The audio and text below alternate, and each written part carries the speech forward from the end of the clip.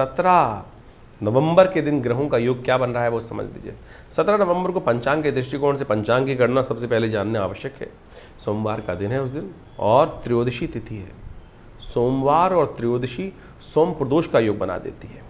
ग्रहों ने भी परिवर्तन की तरफ राह पकड़ रखी है। जैसे आपने समझे कई ग्रहों ने परिवर्तन का योग इन दिनों बनाया है और वो सब के सब आपकी राशि के दृष्टिकोण से कुछ अच्छे कुछ खराब योग बना रहे हैं। लेकिन इस दिन का जो ये परिवर्तन है, ये मान के चलें दिन जो है वो सुबह से लेकर जो करीब करीब दोपहर तक का समय है वो तो आपके लिए बड़ा श्रेष्ठ रहता दिखाई दे रहा है। जितनी मेहनत उतना लाभ प्राप्ति करने की गारंटी लेकर आपके लिए ग्रह बैठे हुए हैं।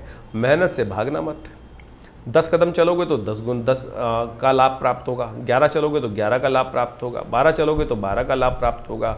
यानी जितनी मेहनत उतना लाभ गारंटीड करते दिखाई दे रहे हैं। शाम तक उसका प्रभाव आपको स्वयं गणनाएं देती दिखाई दे रही हैं। तो ये ग्रह आपके लिए बड़ी अनुकूलता प्रदान करते दिखाई दे रहे हैं। चीज़ें बहुत अच्छी हैं और ये सब चीज़ें आपको अच्छा लाभ देती दिखाई दे रही हैं।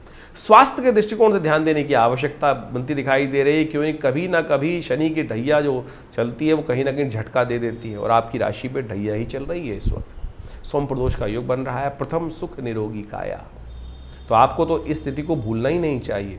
तो आप खासतौर पर ध्यान रखें, भगवान शंकर का इस दिन अवश्य कुछ न कुछ स्तवन कर लें, महामृत्युंजय मंत्र का जप कर लें। हो सके तो दूध में थोड़े काले तिल डालकर भगवान का शाम के समय सूर्यास्त के बाद, कहा जाता है कि प्रदोष काल में भगवान शंकर शाम को प्रदोष काल में पार्वती जी के साथ गणों के साथ संसार का भ्रमण करते हैं। सोम प्रदोष, साधारण सोम प्रदोष योग नहीं, सोम प्रदोष का योग बन रहा है। तो इस दिन अवश्य हो सके तो शाम को सूर्यास्त के बाद भगवान शंकर का अभिषेक अवश्य करें, करवाएं। देखिएगा आपके लिए यदि स्वास्थ्य में कोई समस्या चल भी रही होगी तो उसको ठीक करने का देव योग से कहीं ना कहीं स्थिति बन जाएगी। 18 तारीख मंगलवार का अवसर और ये जो मार्गशीर्ष मास का मंगलवार का योग बन रहा है, ये आपकी राशि के दृष्टिकोण से बहुत परिवर्तन की सूचना लेकर आया है। इस दिन त्रयोदशी और चतुर्दशी, त्रयोदशी थोड़ी अग्रस्त हो गई है, चतुर्दशी को साथ में योग बना रही है। तो ये योग विशेष तौर पर बड़ा अच्छा योग बनता दिखाई दे रहा है। एक और परिवर्तन का योग बन रहा है। शुक्र महाराज इन दिनों आपकी राशि के दृष्टिकोण से बहुत लाभ की स्थिति स्वग्रह में चल रहे हैं।